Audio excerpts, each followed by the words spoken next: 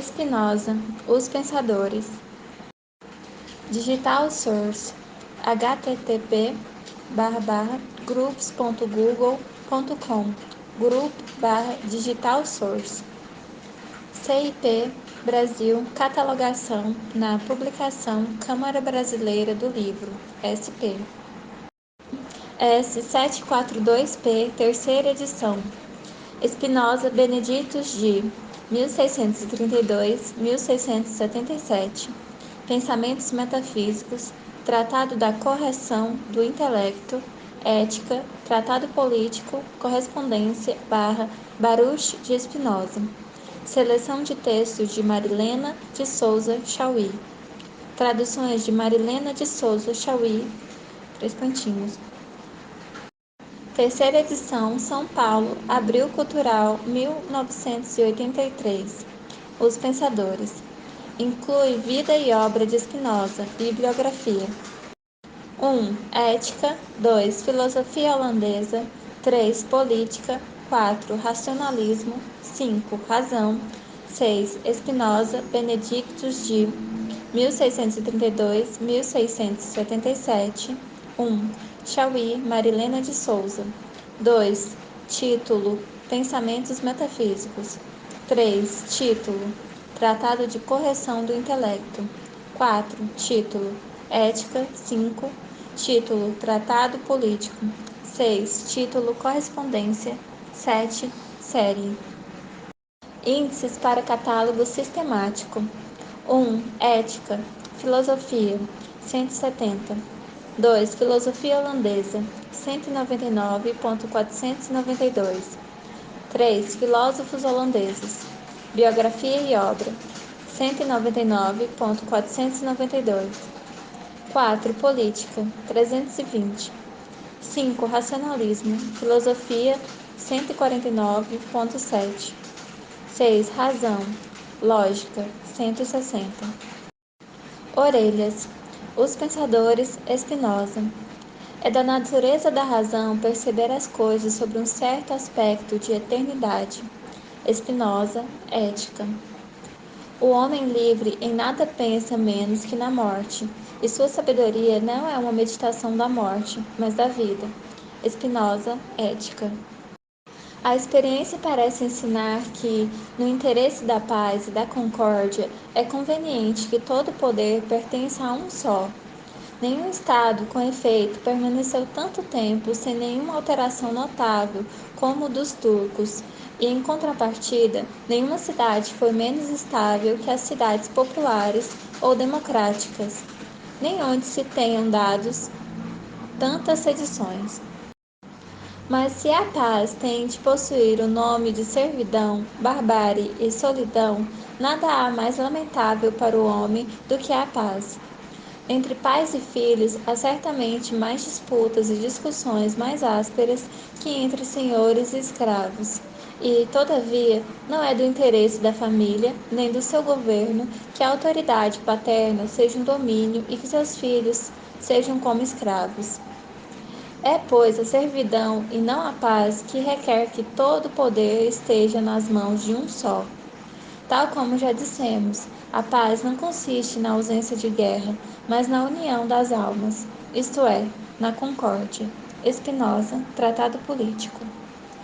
Fazem parte dessa série Voltaire, Marx, Aristóteles, Sartre, Rousseau, Nietzsche, Keynes, Adorno, Saussure, pré-socráticos, Galileu, Piaget, Kant, Bachelard,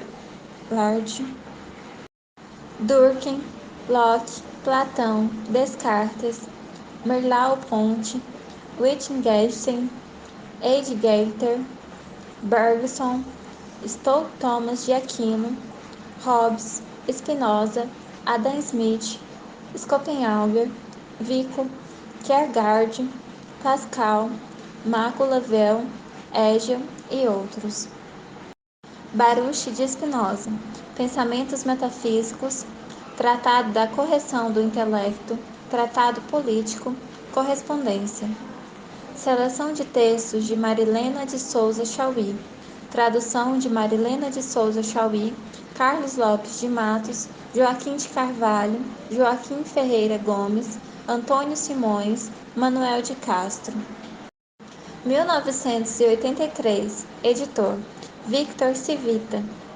Títulos originais: Cogitata Metaphysica, de Intellectus e Mediatione, Ética, Tractatus Politico, Epistolae.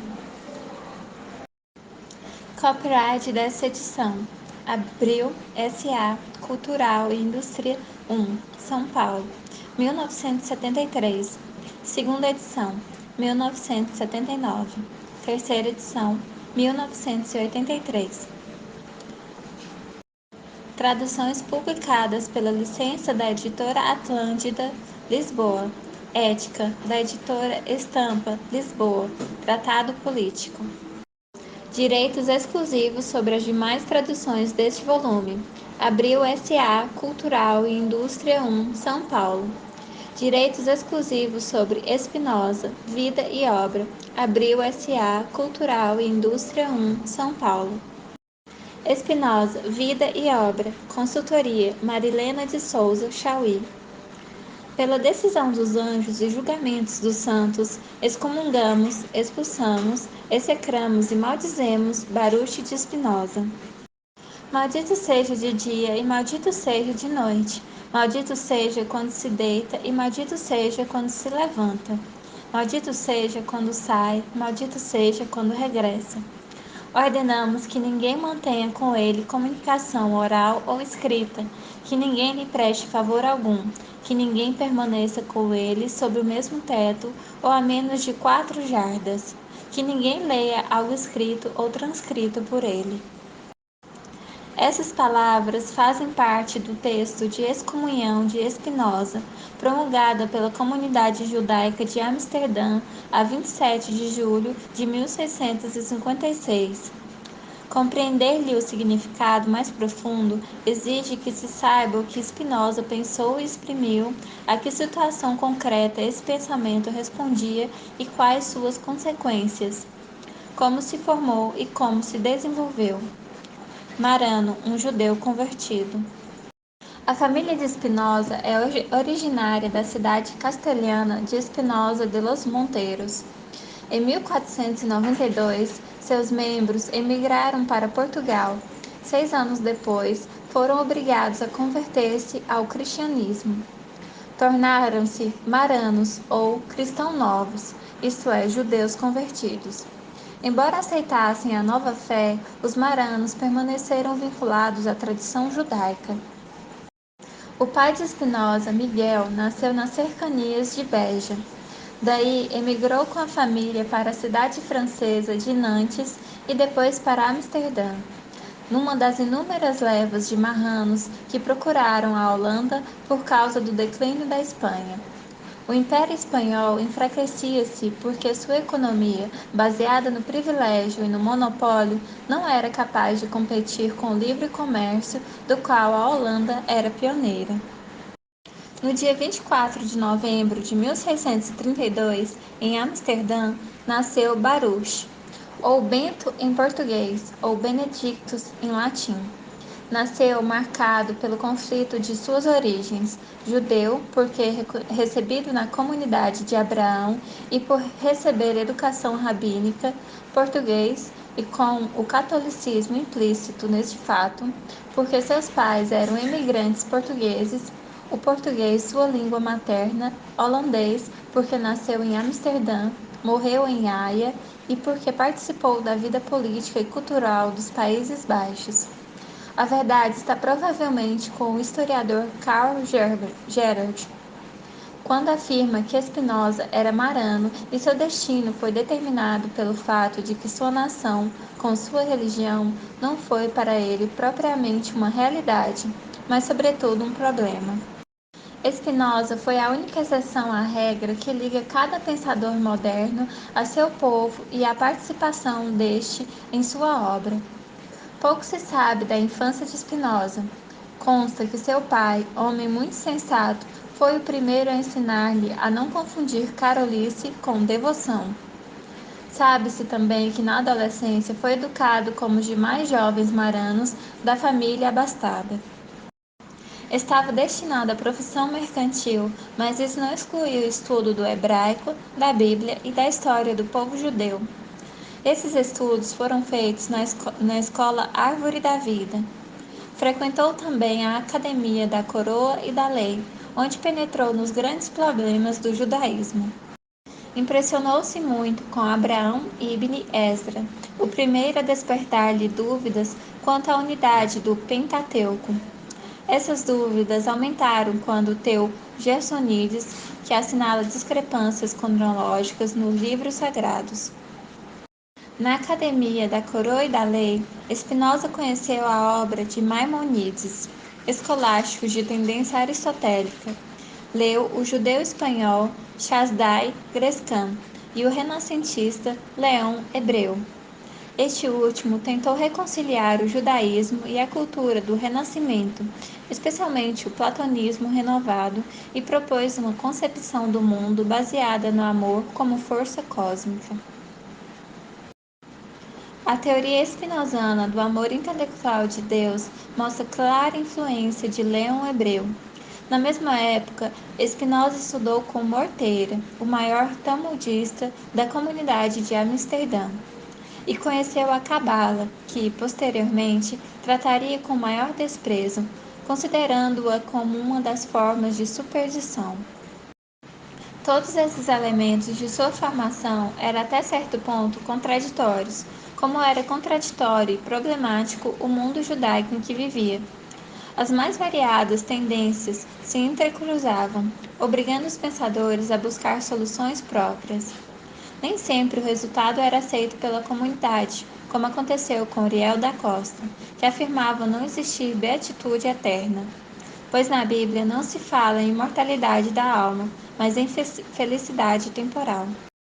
Uriel da Costa foi perseguido por causa dessa ideia e obrigado a retratar-se depois de submetido à flagelação pública. Desesperado, suicidou-se em abril de 1640. Com apenas 8 anos de idade, Spinoza assistiu à flagelação e o acontecimento certamente causou-lhe a mais profunda impressão. Dentro de tal cenário, o jovem Spinoza cada vez mais passou a fazer parte daqueles que, no dizer de Oróbio de Castro, chegam ao judaísmo depois de haver estudado durante todo o seu período de idolatria algumas ciências profanas, como a lógica, a metafísica e a medicina. Ignoram a lei tanto quanto os princípios, mas cheios de arrogância e de orgulho, estão convencidos de que a conhecem a fundo, e embora desconheçam o essencial, estão convencidos de que conhecem muito bem todas as matérias. Ainda segundo Oróbio, esses elementos arrogantes e orgulhosos negam a verdade das Escrituras e do Deus nelas revelado, substituindo-o por um Deus natureza. Negam a fé, só aceitam o poder natural da razão e, portanto, negam os milagres. Negam que haja um povo eleito e perguntam por que Deus não se teria dado a conhecer a todos os homens.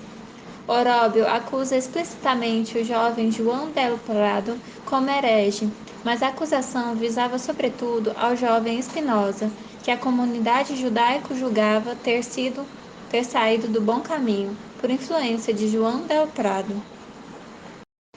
Spinoza tem então 24 anos e é chamado pelo talmudista Morteira, chefe espiritual da comunidade e diretor da Academia da Coroa e da Lei, a fim de que se retrate. Spinoza recusa-se e a convocação passa a ser feita em nível superior, pela própria sinagoga de Amsterdã. As autoridades o submetem a intenso e malicioso interrogatório, cuja finalidade é mostrar seu ateísmo. Antes que a sinagoga se visse compelida a excomungá-lo, Spinoza toma a iniciativa de afastar-se e redige o opúsculo Apologia para justificar uma ruptura com a sinagoga, atualmente perdido. O Partido da Liberdade. A exclusão da comunidade judaica foi seguida por outras transformações na vida de Spinoza. Como por essa época as finanças da família não iam bem, Os irmãos e cunhados viram na excomunhão um bom motivo para deserdá-lo e afastá-los dos negócios familiares. Spinoza não se abalou e procurou uma ocupação que resolvesse o problema da subsistência. Pondo em prática uma regra de vida dos antigos sábios judeus, aprendeu a polir lentes para lunetas. Saiu-se tão bem no ofício que a clientela aumentou rapidamente, fornecendo-lhe o suficiente para viver. A mais importante das consequências, contudo, foi sua integração na vida cultural holandesa, no momento em que os Países Baixos viviam seu século de ouro. O novo Estado holandês fundava-se na liberdade burguesa, entendida como liberdade de empresa e liberdade de consciência. Valorizava-se a atividade econômica e promovia-se a tolerância religiosa, pois as barreiras convencionais apresentavam-se como empecilho para o intercâmbio comercial. A Igreja Romana, com seus tribunais, sua fiscalização, sua intolerância, aparecia aos burgueses da Holanda como manifestação de sua dependência em relação a um poder estrangeiro e contrária aos seus interesses vitais. A alta burguesia adotou então o calvinismo em sua forma liberal, também chamado evangélico ou libertino, e que se opunha ao calvinismo ortodoxo. Os libertinos defendiam a tolerância em matéria de religião, formavam a supremacia do poder civil sobre a autoridade religiosa e declaravam que esta não tinha direito de legislar em assuntos de fé e de moral.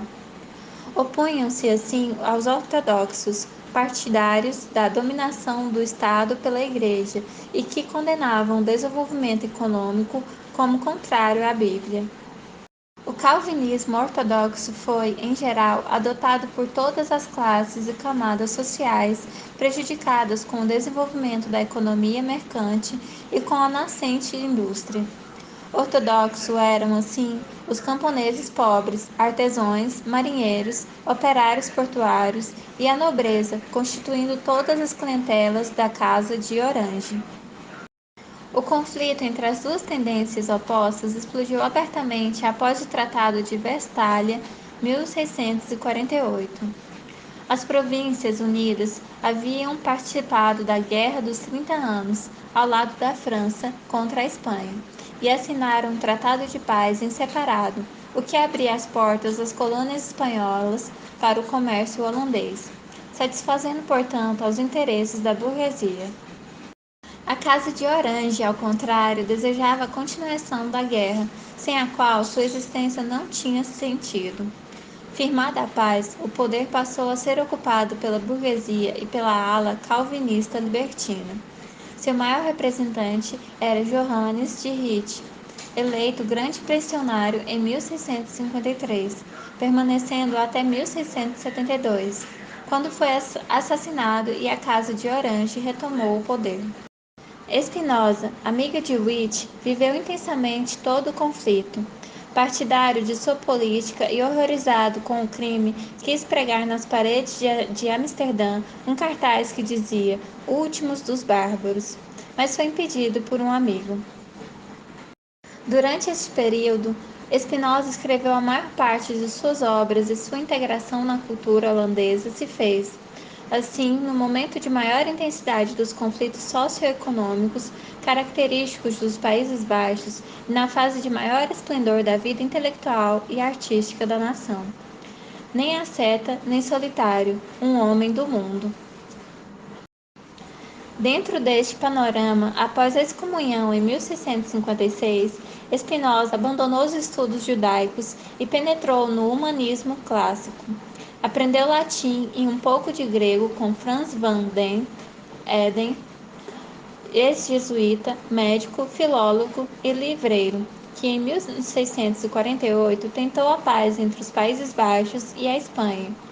Em 1650, ofereceu-se a Johannes de Ruyt para lutar contra a Inglaterra e em 1654 foi enforcado pelos franceses depois de participar de um complô de alta traição.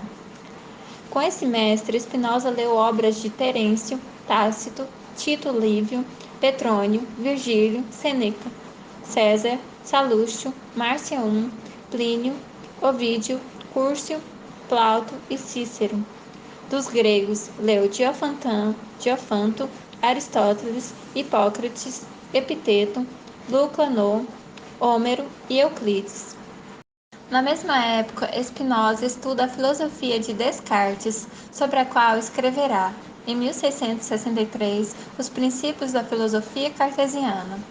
O peso do cartesianismo sobre Spinoza é, na verdade, o peso do novo racionalismo do século XVII. É a confiança no poder da razão, tanto nos domínios da teoria quanto na ação prática e que começou pela necessidade de elaborar as noções de método, de verdade e, a partir delas, as noções de ser e de ação. Os calvinistas libertinos eram favoráveis ao cartesianismo. Alguns deles formaram o grupo dos colegiantes, integrantes do Colégio Profética, entre os quais se encontrava a maior parte dos amigos de Spinoza. Os colegiantes dedicavam-se especialmente ao estudo da Bíblia e da nova filosofia. Foram eles os primeiros a ler o manuscrito da Ética, redigido por Spinoza a partir de 1661. Além dos amigos colegiantes, Spinoza relacionava-se com muito mais gente dos círculos culturais holandeses. Não é verdade, portanto, a imagem muito difundida, segundo a qual teria sido uma espécie de eremita, solitário, pobre e asceta. Nada mais distante da realidade. Entre a burguesia libertina e progressista encontram-se amigos íntimos do filósofo. Ludwig Meyer, Simon de Vries, Jarek Jellis, Pieter Barin, Johannes Reverts, Konrad von Beuningen, Johannes Rude. Mantém relações com Spinoza e todos são representantes expressivos das altas esferas administrativas e científicas da Holanda. O grande pensionário Johannes de Witt e seu irmão Cornelius visitam-no em casa, assim como o filósofo Leibniz. A correspondência de Spinoza revela que discutiu longamente com o químico inglês Robert Boyle a respeito da natureza do salitre. Outro correspondente foi Oldenburg, diplomata holandês na Inglaterra. As cartas revelam também que foi convidado para lecionar na Universidade de Heidelberg, mas recusou, pois o convite solicitava-lhe não ensinar teorias comprometedoras para a religião. Prova também de seu intenso relacionamento encontra-se na viagem de Utrecht, realizada em 1673 como embaixador. Que não era um asceta e solitário, preocupado exclusivamente com a salvação de sua alma e desinteressado do mundo, prova melhor ainda o Tratado Teológico Político, onde defende a separação entre Estado e Igreja, política e religião, filosofia e revelação. O tratado preocupa-se com a violência política e nele aparece a meditação teórica articulada com as exigências objetivas próprias da sociedade em que viveu e dos interesses da classe com a qual era solidário. O Tratado Teológico Político foi escrito em 1665 e, por precaução, publicado sem o nome do autor. Além dessa obra e dos princípios da filosofia cartesiana, única obra publicada com seu nome, escreveu em 1660 o Breve Tratado, forma juvenil e preparatória da Ética, o Tratado da Correção do Intelecto, em 1661, e a Ética, sua maior obra, iniciada nesse mesmo ano e terminada em 1675. A Ética não pôde ser publicada logo após a efervescência causada pelo Tratado Teológico Político, por causa das acusações que pesavam sobre o autor. Os teólogos o consideravam ateu, blasfemador e elemento nocivo para a República. Em 1677, após sua morte, Meyer e Schuller enviaram a Rivert os manuscritos e Gelles financiou uma edição que saiu com o título de Obras Póstumas, compreendendo a Ética, o Tratado da Correção do Intelecto, o Tratado Teológico Político, uma gramática hebraica e as cartas. Spinoza era fisicamente muito fraco e sofreu de tuberculose durante quase 20 anos. Na manhã de domingo, 21 de fevereiro de 1677, o amigo Major foi visitá-lo porque o filósofo não se sentia muito bem. Almoçaram juntos e logo depois Spinoza faleceu. Um racionalismo absoluto. A filosofia de Spinoza é uma crítica da superstição em todas as suas formas, religiosa, política e filosófica. A superstição é uma paixão negativa nascida da imaginação que, impotente para compreender as leis necessárias do universo, oscila entre o medo dos males e a esperança dos bens. Dessa oscilação, a imaginação forja a ideia de uma natureza caprichosa, dentro da qual o homem é um joguete. Em seguida, essa concepção é projetada num ser supremo e todo-poderoso que existiria fora do mundo e o controlaria segundo seu capricho, Deus. Nascida do medo e da esperança, a superstição faz surgir uma religião onde Deus é um ser colérico ao qual se deve prestar culto para que seja sempre benéfico. A superstição cria uma caste de homens que se dizem intérpretes da vontade de Deus, capazes de oficiar os cultos, profetizar eventos e invocar milagres. A superstição engendra, portanto, o poder religioso que domina a massa popular ignorante. O poder religioso, por sua vez, forma um aparato militar e político para sua sustentação, de forma tal que a superstição está na raiz de todo Estado autoritário e despótico, onde os chefes se mantêm fortes, alimentando o terror das massas, com o medo dos castigos e com suas esperanças de recompensa. Toda filosofia que tentar explicar a natureza, apoiada na ideia de um Deus transcendente, voluntarioso e onipotente, não será filosofia, será apenas uma forma refinada de superstição. A crítica da superstição leva Spinoza a escrever a Ética, onde demonstra como Deus é a causa racional produtora e conservadora de todas as coisas, segundo leis que o homem pode conhecer plenamente. A escrever o Tratado da Correção do Intelecto, onde separa a imaginação da razão e mostra o caminho que esta deve seguir para conhecer a realidade, a escrever o Tratado Teológico Político, onde analisa a gênese e os efeitos da superstição e elabora a primeira interpretação histórico-crítica da Bíblia. A crítica da superstição leva Spinoza a negar a existência de causas finais na realidade e a redefinir a liberdade humana, não mais como livre-arbítrio, mas como consciência da necessidade. A virulência dessas críticas acarretou-lhe a acusação de ateu, sendo que no século XVII, como em todos os tempos, ateu não é o homem que não crê em Deus, mas o que não crê no nosso Deus. Ateu é menos uma designação religiosa do que política e refere-se ao homem que concebe Deus contra a concepção tradicional e, portanto, abala o edifício da religião e do Estado que se sustenta nela. Comparado com outros filósofos do século XVII, Spinoza distingue-se pelo racionalismo absoluto. Descartes e Leibniz, por exemplo, a despeito de seu racionalismo, deixam permanecer mistérios subjacentes ao conhecimento racional, enquanto Spinoza procura desfazer a própria noção de mistério e não apenas os conteúdos misteriosos. A filosofia, para Spinoza, é conhecimento racional de Deus, da natureza e da união do homem com a natureza, isto é, com Deus. O Deus spinozano não é o Deus escondido de Pascal. Spinoza não é um trágico, como o autor dos pensamentos. Para Spinoza, uma consciência dilacerada por paixões contrárias e atônita diante do infinito jamais alcançará a verdade, nem se sentirá unida a Deus, isto é, à natureza. Não é possível sentir alegria e amor sob as ruínas da razão.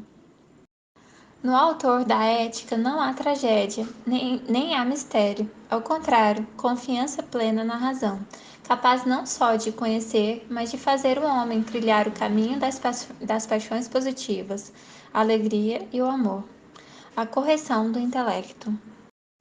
Os instrumentos de trabalho utilizados por Spinoza no combate ao irracionalismo e à superstição foram dois: o método histórico-crítico e o método genético.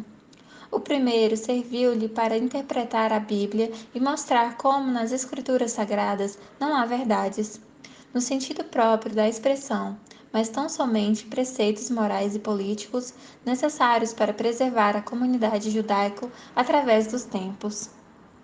Mediante o método histórico-crítico, Spinoza salienta o papel político dos profetas e dos grandes dirigentes do Estado hebraico, mas ressalta também o fato de terem sido homens de forte imaginação, não preocupados em conhecer Deus, mas em dirigir um povo.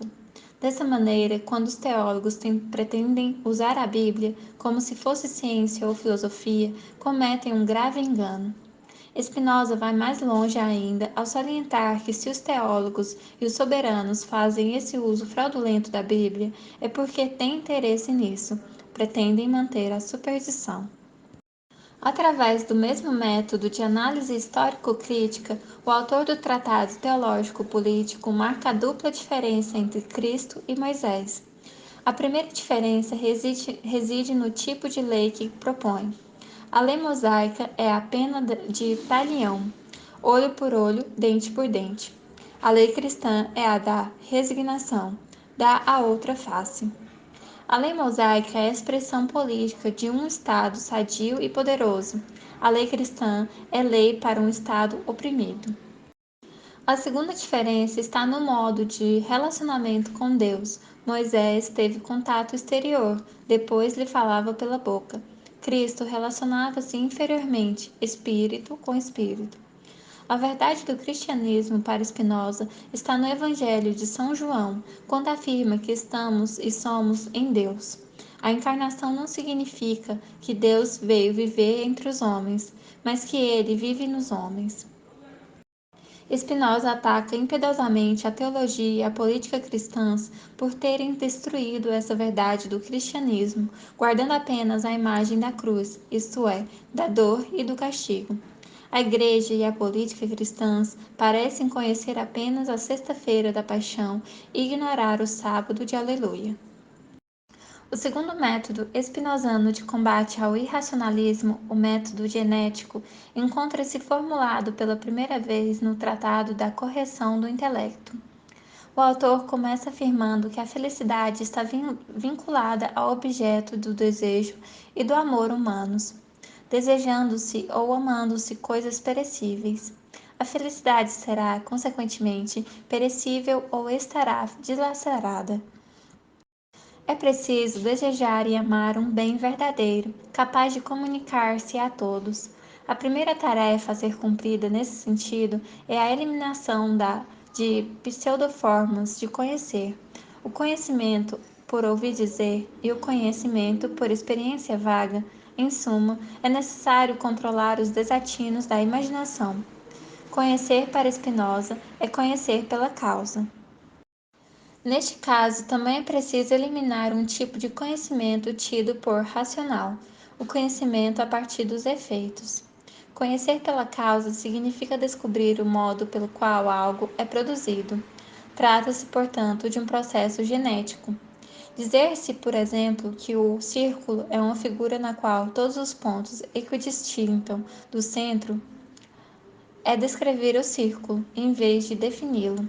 Um círculo é definido quando se diz que ele é produto de rotação de um segmento em torno de um eixo ou de um ponto extremo central. Fazer isso é conhecer o círculo geneticamente, isto é, através da causa que o produz. Uma ética geométrica. O Tratado da Correção do Intelecto formula, assim, uma nova concepção de verdade. Nos escolásticos e nos filósofos modernos anteriores a Spinoza, a verdade sempre foi concebida como a adequação do intelecto com a coisa dada ao conhecimento. A adequação implica que haja uma exterioridade entre a ideia e aquilo de que ela é ideia, sendo necessária uma garantia para a verdade. Em Descartes, a garantia é o Deus veraz. Nos filósofos empiristas, é a experiência. Tanto num caso quanto no outro, a garantia é extrínseca à verdade. Spinoza demonstra revolucionariamente que a verdade é imanente ao próprio conhecimento, não necessitando de qualquer garantia externa. Conhecer adequadamente uma coisa é conhecer seu modo de produção. A verdade é índice de si mesma e do falso, não reside na adequação da ideia à coisa. Pelo contrário, é porque a ideia revela a produção da coisa que ela mesma dá a garantia à adequação. Com Spinoza, o racionalismo ocidental descobriu a imanência da verdade ao objeto, graças à demonstração da gênese do objeto. Não são necessários critérios para a verdade, é ela que julga o falso e não o contrário. A ética de Spinoza constitui a mais completa aplicação dessa nova teoria da verdade. O autor procura mostrar de que modo Deus se produz a si mesmo, às coisas e ao homem, demonstrando que esse modo de autoprodução é o próprio modo de produção do real. Com isso, Spinoza elimina a principal ideia sustentáculo da teologia e da filosofia cristãs, a ideia de criação, isto é, de um Deus preexistente que tira o mundo do nada. A expressão Deus ou natureza, encontrada a todo passo da ética, tem vários significados.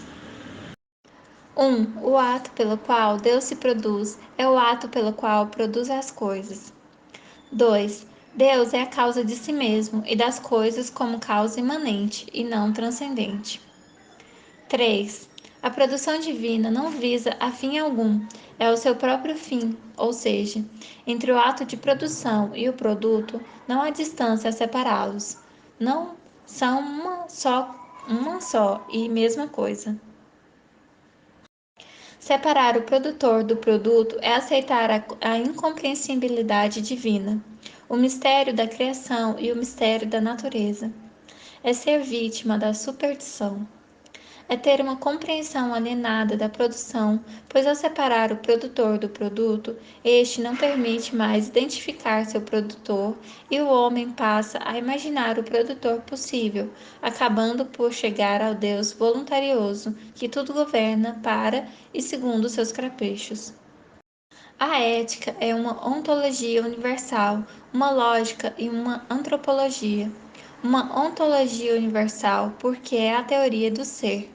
Uma lógica porque a teoria do ser é a explicação da inteligibilidade deste ser. Uma antropologia porque define o ser humano. Se conhecer é conhecer pela causa. O homem só poderá ser conhecido se forem explícitas as causas de sua existência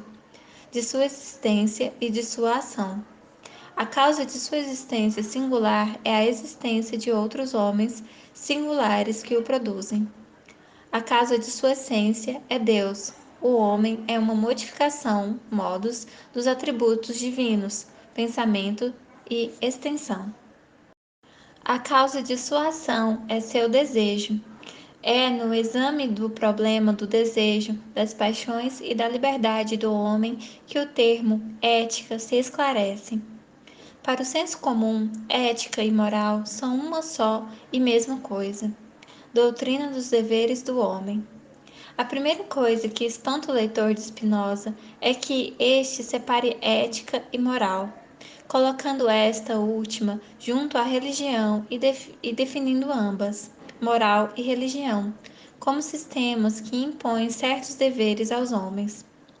A ética nada tem a ver com os deveres. Aliás, para Spinoza, quem age por dever não é autônomo, não é livre, age por mandamento. A ética é a definição ou apresentação genética do ser do homem tal como ele é, e demonstrando por que o homem é tal como é. Assim, procedendo, Spinoza recupera o sentido grego de ethos, modo ou maneira de ser. No livro 4 da Ética, o filósofo dirá: aqueles que não conseguirem alcançar a verdadeira liberdade devem pelo menos aceitar as imposições da moral e da religião para poderem viver juntos e sobreviver. Fica claro, portanto, que, para Spinoza, a ética nada tem a ver com a moralidade. e é por esta via que se deve ler a teoria spinoziana do desejo, isto é, sua antropologia. Deus ou natureza, leis divinas ou naturais. Spinoza coloca o erro como uma abstração. O que significa isso? Em primeiro lugar, que o erro não é uma ausência de conhecimento, mas um conhecimento parcial ou mutilado da totalidade, isto é, abstrato, separado. Em segundo lugar, que o erro consiste em anexar conhecimentos parciais para querer retirar daí um conhecimento geral. E este será também abstrato na medida em que o resulta de uma simples justaposição de parcialidades. O caso típico do conhecimento abstrato é o dos universais. Nossa imaginação entra em contato com os objetos exteriores e, sendo incapaz de controlá-los, não tem outro recurso senão o de associá-los por semelhança ou dissociá-los por diferenças. A partir daí, fornece nomes gerais às associações feitas e passa a tomar esses nomes como se fossem conceitos, isto é, ideias verdadeiras das coisas particulares percebidas. Associando por semelhanças, dissociando por diferenças, justapondo por contiguidade espacial e por sucessão temporal, a imaginação tece uma tela de nomes vazios e abstratos e quer com eles explicar a realidade. Ora, a realidade é constituída por essências e existências particulares, e, portanto, o conhecimento verdadeiro tem de ser um conhecimento que preserve o particular sem destruí-lo numa nomenclatura abstrata. A crítica da abstração como conhecimento parcial como nomenclatura geral unida à concepção genética do conhecimento, leva Spinoza a afirmar que o conhecimento verdadeiro é o conhecimento das leis que produzem as coisas singulares e que determinam a natureza própria e o lugar próprio de cada uma delas no todo. O conhecimento das leis necessárias do real deve, então, partir da ideia que é causa e sustentáculo do real, causa das coisas singulares e das relações necessárias que existem entre elas. O conhecimento deve, portanto, partir do incondicionado rumo àquilo que é determinado por ele, ou seja, deve partir de Deus. O livro 1 da Ética trata, portanto, da essência de Deus, demonstrando que nela há uma identidade absoluta com a existência e com a potência. Deus é a substância, ou seja, o ser que é causa de si, que existe em si e por si, que é concebido em si e por si e que é constituído por infinitos atributos, infinitos em seu gênero e cada um deles exprimindo uma das qualidades infinitas da substância. Desses atributos conhecemos dois, o pensamento e a extensão. Do livro 1 devem ser destacadas as principais teses da ontologia spinoziana. 1. A substância é causa de si mesmo. Tal afirmação não significa, como na teologia cristã e na filosofia cartesiana, dizer que Deus é incausado, mas é dizer que Deus é autoprodutor. 2. A substância é causa de si, do mesmo modo que é causa das coisas. Isso significa que o ato pelo qual Deus se produz é o ato pelo qual ele produz a totalidade da natureza. A causa de si é causa imanente. Fica abolida a ideia de criação. 3. Deus é causa eficiente e não causa final da realidade. A causa final é uma pura projeção antropomórfica na natureza.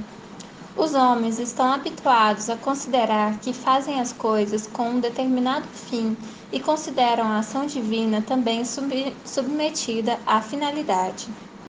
Neste caso, de duas uma, ou Deus age em vista de um fim diferente dele próprio e há, portanto, algo mais perfeito ou superior a Deus, a que ele visa atingir quando produz as coisas, isto é, obviamente, um absurdo. Ou então, Deus age tendo como fim sua própria satisfação, o que significa que Deus precisa das coisas para tornar-se satisfeito. isto é, completo e perfeito, o que é um absurdo ainda maior. A causa final, ao antropomorfizar Deus, destrói a divindade como ser infinito e, portanto, absoluto. Faz dele um ser carente que procura fora de si mesmo aquilo que possa completá-lo. A finalidade é um verdadeiro delírio. 4. O pensamento e a extensão são atributos infinitos de Deus. Essa tese é a mais chocante. Com ela, Spinoza afirma que Deus é matéria e não puro espírito, como sempre foi afirmado pela teologia e pela filosofia. Além disso, o dualismo cartesiano das substâncias é abolido, pois pensamento e extensão não são substâncias ao lado da substância infinita, mas atributos de uma única substância. Spinoza amplia até o ponto extremo a ideia de total homogeneidade entre Deus e natureza, e, portanto, das leis divinas e naturais. Por outro lado, ao afirmar que o pensamento é um atributo de Deus, afirma a total inteligibilidade do real, não podendo haver nada que deixe de ser compreensível. Entre outras coisas, essa afirmação destrói definitivamente a noção de milagre e de vontade divina. A vontade de Deus é idêntica à necessidade e inteligibilidade das leis com que produz a realidade. A concepção de corpo e alma. Nos 4 livros seguintes da Ética, Spinoza examina a produção e produtividade da natureza humana, não como se esta fosse uma substância criada pela substância divina, mas como um modo da substância única e infinita. O modo é a modificação da substância através de seus atributos. Assim, o corpo é um modo da extensão e a alma é um modo do pensamento. A natureza repete de maneira finita a mesma estrutura que possui a substância infinita. A alma é a ideia do corpo. O corpo é uma máquina complexa de movimentos e de repouso composto por corpos menores, que por sua vez são máquinas de movimentos e de repouso. É pelo corpo que tomamos contato com a realidade extensa exterior, isto é, com os demais corpos com os quais interagimos. A alma, ideia do corpo, não é um reflexo do corpo, mas a consciência do corpo e de sua inteligibilidade, bem como a de outros corpos. Corpo e alma são totalmente individuais. São individuais no plano da existência e no plano da essência. Por isso, Spinoza repele a tentativa de esclarecer o que seja a natureza humana pela comparação dos homens entre si. Na carta número 21 a Limberg, Spinoza considera que é um absurdo dizer que um cego é imperfeito ou menos perfeito do que um vidente. O cego seria imperfeito se a visão fizesse parte de sua essência e ele estivesse privado dela. Ora, a cegueira não é a ausência de visão, mas uma forma diferente de existir. A essência é sempre singular e nunca chegaremos a ela se procedermos por comparação. Pela mesma razão, não é comparando por semelhança e diferença que saberemos o que um homem é. Observando a existência de 20 homens, não saberei o que é a essência de um homem, pois número 20 nada tem a ver com a essência singular de cada um. Spinoza recusa a indução e a quantificação como formas para conhecer o homem. A relação entre a alma e o corpo não é a da ação e da paixão, a alma ativa e o corpo passivo, nem a obscura relação cartesiana de uma ação recíproca do corpo sobre a alma e vice-versa. A relação spinozana é uma relação de correspondência ou de expressão. Spinoza foge de uma explicação de tipo mecanicista. O corpo não é causa das ideias, nem as ideias são causa dos movimentos do corpo. Alma e corpo exprimem no seu modo próprio o mesmo evento. O indivíduo é uma estrutura, isto é, uma organização determinada de partes relacionadas necessariamente entre si, e esta organização e relacionamento são inteligíveis. Dessa maneira, Spinoza critica o mecanicismo cartesiano. O indivíduo é uma máquina complexa no sentido de que essa máquina é um organismo ou uma estrutura e não uma soma ou justaposição de partes exteriores umas às outras. Há uma unidade e uma inteligibilidade intrínsecas e que constituem a essência de um modo singular. Veremos dessa maneira como a causa divina, enquanto causa imanente, vem reaparecer integralmente no modo. De sorte que o mecanicismo fundado numa causalidade externa é substituído por um mecanicismo fundado numa causalidade interna. Essa transformação é fundamental para compreender a teoria spinozana das afecções da natureza humana, isto é, das ações e paixões da alma e do corpo, de sorte que a alma será passiva quando o corpo for passivo e ativa quando ele também for ativo. As paixões e os desejos. O movimento interno do corpo e o nexo interno das ideias na alma constituem a essência do homem. Essa essência se denomina conatos, esforço para perseverar na existência, poder para vencer os obstáculos exteriores a essa existência, poder para expandir-se e realizar-se plenamente. Ora, cada conatos está perpetuamente relacionado com outros e cada um pode realizar uma verdadeira guerra contra os demais para poder preservar-se. E o mundo exterior surge como um conjunto de causas que podem aumentar ou diminuir o poder do conatos de cada um. A ação consiste em apropriar-se de todas as causas exteriores que aumentem o poder do conatos. A paixão em deixar-se vencer por todas aquelas que diminuem seu poder. Ora, isso significa que na ação o conatus, alma e corpo, incorpora o exterior graças ao seu próprio poder, enquanto na paixão ele se torna incapaz disso. Assim, Spinoza definirá ação e paixão em termos de causa adequada e de causa inadequada. Somos ativos quando em nós ou fora de nós ocorre algo de que somos a causa adequada, isto é, quando em nós ou fora de nós ocorre algo que depende apenas de nosso poder. Somos passivos, ao contrário, quando em nós ou fora de nós ocorre algo de que somos causa inadequada, isto é, quando o que ocorre em nós ou fora de nós não depende de nosso próprio poder. A ação é uma potência positiva, a paixão, um declínio da potência. O homem livre não é aquele que decide o que quer, como quer e onde quer. O homem livre é aquele que, conhecendo as leis da natureza e as de seu corpo, não se deixa vencer pelo exterior, mas sabe dominá-lo.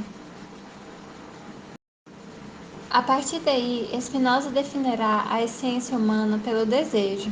O desejo é a tendência interna do conatus a fazer algo que conserve ou aumente sua força. O desejo do homem livre é o desejo no qual, entre o ato de desejar e o objeto desejado, deixa de haver distância para haver união. O desejo é a causalidade humana reproduzindo no plano dos modos a atividade divina como atividade imanente. A paixão procura bens capazes de conservar o conatus, tanto quanto a ação o faz, mas é guiada pela imaginação e não pelo intelecto. Assim sendo, os bens que procura para satisfazer seus desejos permanecem exteriores ao conatus. E mais ainda, a imaginação os apresenta como bens conflitantes e contrários, deixando o homem numa situação desesperadora, incapaz de decidir-se por um ou por outro objeto desejado. E essa flutuação interna enfraquece o conatus, que começa a deixar-se dominar pelas causas exteriores. Esse enfraquecimento faz com que os objetos da paixão sejam negativos: tristeza, ódio, medo, ciúme, vingança, etc. Mas há pior que isso: o mesmo objeto pode ser simultaneamente causa das paixões positivas inversas: alegria, amor, coragem e etc.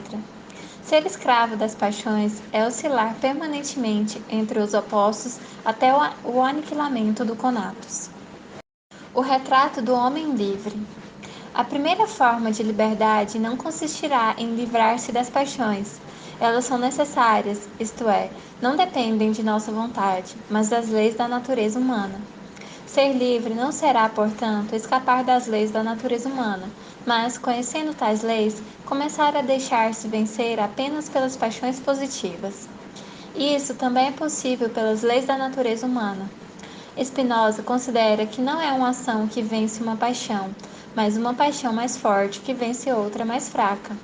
Ora, a paixão é forte ou fraca conforme o objeto desejado seja forte ou fraco, isto é, mais real ou menos real. Uma paixão cujo objeto é imaginado como presente é mais forte do que uma paixão cujo objeto é imaginado como ausente. Uma paixão cujo objeto é imaginado por mais próximo no passado ou no futuro é mais forte do que aquela cujo objeto é imaginado mais distante no passado ou no futuro. Sobretudo, uma paixão é mais forte quando o objeto é imaginado como necessário do que quando é imaginado como contingente. Assim, embora seja impossível que não sejamos passivos, é possível vencer as paixões negativas pelas positivas, modificando a direção do desejo rumo a objetos que destruam a oscilação do conatos e aumentem sua força. A partir daqui, Spinoza começa a definir a liberdade humana. Como a escravidão, a liberdade depende da natureza do objeto desejado e de causas muito definidas que excluem totalmente a ideia de livre-arbítrio. A primeira tarefa de Spinoza consiste em destruir os valores correntes: bem, mal, belo, feio, justo, injusto, perfeito e imperfeito. São nomes gerais, abstrações que não se referem a nada concreto.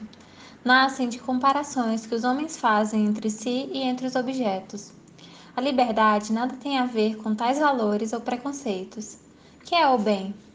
A consciência que temos de nossa alegria. Que é o mal? A consciência que temos de nossa tristeza. Que é a perfeição? A consciência que temos de nossa potência. Que é a imperfeição? A consciência que temos de nossa impotência. Assim, o bem é o que procuramos para aumentar nossa potência, o mal, aquilo de que fugimos porque diminui nossa potência. Que é virtude? É virtu, é vis, é força, é o próprio conato se expandindo. A virtude, dirá o livro 5, não é o preço da felicidade, mas a própria felicidade. A virtude ou liberdade consiste em procurar aquele bem que, por sua realidade atual e necessária, realiza plenamente nosso desejo, Deus. Por isso, a liberdade é definida como amor intelectual de Deus. Amor, paixão positiva. Intelectual, paixão guiada pela consciência que temos de alcançar a plenitude de nosso ser na compreensão de nós mesmos através de nossa compreensão de Deus, isto é, da totalidade. A virtude da alma é conhecer. Ela é passiva quando o conhecimento depende de causas exteriores. É passiva na imaginação. Ela é ativa quando o conhecimento depende dela própria, de sua força própria. É ativa na razão. É ativa quando consegue compreender a ordem e conexão necessária do real, a produção do real e a inserção do homem nessa produção. Por tudo que foi dito, compreende-se que o retrato do homem livre, para Spinoza, seja o homem que não faz o mal justamente porque o ignora. É o homem que age para além do bem e do mal, porque age apenas pela força interior de seu desejo e de sua compreensão. É o homem que não teme, nem não odeia, nem tem remorsos porque domina os objetos exteriores em vez de ser uma vítima deles. Por isso, a sabedoria é uma meditação sobre a vida, e o sábio pensa em tudo, menos na morte. Dessa maneira, Spinoza nega a pregação platônica e cristã que considera a sabedoria uma preparação para a morte e para a vida eterna. Para Spinoza, a eternidade é a identidade da essência e da existência. A eternidade não está fora da vida presente, mas nela mesma. Quando alcançamos a identidade de nossa essência e de nossa existência, numa alegria e num amor duradouros, na compreensão e aceitação daquilo que somos, modos da substância divina, forças em expansão, agentes da história e não pacientes dela. Quando Spinoza diz que o conhecimento e o amor verdadeiros se dão subespécie alternatis, é preciso lembrar que, para ele, a eternidade nada tem a ver com o tempo, mas é a ausência de tempo. Isso significa que conhecer e amar subespécie alternatis é 1. Tomar um ente na identidade de sua essência e de sua existência. 2. Portanto, tomar um ente em sua necessidade intrínseca. 3. Portanto, tomar um ente como causa sui, Deus, ou como causa adequada, homem. 4. Portanto, tomar um ente cumprindo sua potência ou produtividade essencial. O tempo é a maneira de a imaginação tentar medir a duração. Nesta, a essência e a existência podem ser separadas. Na eternidade, isto é, no não-tempo, a essência e a existência mostram a necessidade interna que as une. A eternidade é justamente a identidade da essência e da existência. Podemos dizer que a existência, em sua dispersão temporal de acontecimentos, é uma superfície que precisa ser explicada. A história, entendida como lógica, está do lado da eternidade e não do lado do tempo. A história, lógica, não é o conhecimento da sucessão dos acontecimentos, mas da necessidade interna de sua produção. Por isso, Spinoza diz que a definição do círculo não implica que o círculo surja dessa maneira na experiência. Isto é, não é a experiência dos círculos que nos dá a essência do círculo, mas é esta que nos garante que temos experiência do círculo. A eternidade vincula-se à ideia de um infinito que é infinito, não porque tenha fim no espaço e no tempo, mas porque apresentou a total necessidade e inteligibilidade do real. É isso que se denomina infinito atual, e é essa ideia que leva Hegel ao elogio de Spinoza. Os estados e as paixões humanas. 1. O estado não é resultado da ação racional dos homens, mas do choque de suas paixões. Sozinho, os homens não podem sobreviver. Ao se unirem e formarem um estado, simplesmente trocam seus medos e esperanças individuais por um medo e uma esperança comunitários. 2. Se o Estado nasce e vive da paixão, sua essência é a violência. Escrever uma ciência política desejando que a violência saia de cena é escrever uma utopia ou uma sátira, nunca uma teoria. 3. O Estado, como indivíduo, tem seu próprio conatus, que pode ou não estar em conflito com o conatus dos indivíduos que o compõem. Se o conflito é tal que aniquila os cidadãos, esses naturalmente se revoltam. A revolução está inscrita no interior do próprio Estado quando este é contrário às necessidades da comunidade. Assim sendo, o Estado menos violento e menos conflituoso só pode ser o Estado democrático. 4. O Estado pode ser destruído internamente por uma revolução ou externamente por uma guerra ou invasão. É por causa desse segundo perigo que se tende a aceitar a militarização do Estado como forma de sua preservação. Ocorre que, ou o exército disputa o poder com a autoridade civil e aniquila o Estado com uma guerra interna, ou então o exército toma o poder, mas o despotismo leva a uma revolução dos súditos. Spinoza considera que o Estado só pode se preservar e se defender externamente se o povo puder estar armado, em vez de entregar as armas aos mercenários ou a uma casta militar. 5. A sublevação popular pode ocorrer ainda por outra razão. Quando o poder político, para assegurar-se, une-se com o poder religioso e usa a superstição como arma, tende a censurar a liberdade de pensamento e de expressão. Nesse caso, a censura gera o descontentamento e esse se expande pouco a pouco para a massa, a sublevação acabando por vir. Por isso, o Tratado Teológico Político afirma que a liberdade de pensar e falar não é contrária à paz do Estado, mas sim à condição dessa paz. Nota-se que a teoria política de Spinoza vincula-se diretamente à sua teoria de ação e da paixão humana. O conflito das paixões aniquila o conatus. Os conflitos no interior do Estado também o aniquilam. Assim como uma paixão mais fraca, negativa, é vencida por outra mais forte, positiva, também um Estado mais fraco, despótico, é vencido por outro mais forte, democrático, sem que se deva confundir, porém, a liberdade política puramente passional com a liberdade verdadeira, puramente racional.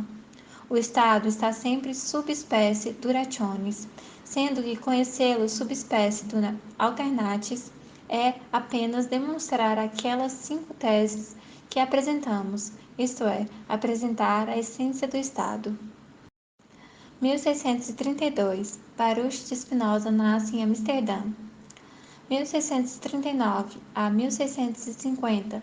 Frequenta os cursos da nova escola judaica, onde aprende o hebreu. 1646 a 1650, Spinoza prepara-se talvez para o rabinato. 1648, Declaração da Independência das 7 Províncias Unidas. 1652, Primeira Guerra Anglo-Holandesa. Spinoza frequenta os cursos do ex-jesuíta van den Heiden. 1653, Johannes de Witt, pensionário de Dordrecht, torna-se grande pensionário da Holanda. 1654, Segunda Guerra entre a Holanda e a Inglaterra pela hegemonia marítima. 1656 a 27 de julho, o Conselho dos Rabinos publica o mandato de excomunhão de Spinoza. 1660 a 1663, Spinoza reside em Regensburg, subúrbio de Leyde. Aí escreve o breve tratado, o Tratado da Correção do Intelecto e a Ética, primeira parte da sua filosofia. 1663, Spinoza muda-se para Würzburg, subúrbio de Haia, e publica os Princípios. 1665, interrompe a ética para escrever um tratado sobre a liberdade do pensamento. 1667, paz entre Breda e a Inglaterra. Luís XIV conquista os Países Baixos espanhóis. 1668, De Witt assina a Tripla Aliança com a Inglaterra e a Suécia, impedindo a invasão francesa. 1670, Spinoza publica anonimamente o Tratado Teológico Político. É obrigado a sair de Würzburg e passa a viver em Haia. 1672, as tropas francesas invadem a Holanda. A 20 de agosto, os irmãos de Witt são assassinados. 1673, Spinoza recusa a cadeira de filosofia na Academia de Heidelberg. 1675, vai a Amsterdã para mandar imprimir a Ética, mas desiste da ideia. 1677, falece em Haia a 21 de fevereiro. Em novembro é publicada a maior parte de suas obras sob o título de Obras Póstumas. Bibliografia. Alquier F. Nature et vérité dans la philosophie de Spinoza in les cours de la Sorbonne, CDU, Paris, SD. Brunswick, L. Spinoza et ses contemporains. Presses Universitárias de France, Paris, 1951. Darbon, A. Etudes spinozistes. Presses Universitárias de France, Paris, 1946. Delbos v. Spinozisme. Société Française del Premier et de Librairie, Paris, 1916. Friedman, C. Leibniz et Spinoza, Gallimard, Paris, 1946. Hampshire, S. Spinoza, Penguin Books, Londres, 1953. Lachaise Ray, P. Les origines cartesiennes du Dieu de Spinoza, Alcan, Paris, 1932. Parkinson, G.H.R. Spinoza's Theory of Knowledge, The Clarendon Press, Oxford, 1954. Pollock, F. Spinoza, His Life and Philosophy, terceira edição, Londres, 1912. Jacques S. La Morale de Spinoza, Presses universitaires de France, Paris, 1959. Deleuze, C. Le problème de l'expression chez Spinoza, et Minuit, 1969. Gerold M. Spinoza, tomo 1, ed. Albier Montaigne, 1969. Chauí M. Introdução à leitura de Spinoza, tese de doutoramento, USP, 1970. Chauí M. Linguagem e Liberdade, o contradiscurso de Baruch de Spinoza. Da realidade sem mistérios ao mistérios do mundo. Spinoza, Voltaire, Malher de Ponte, Editora Brasiliense, São Paulo, 1981.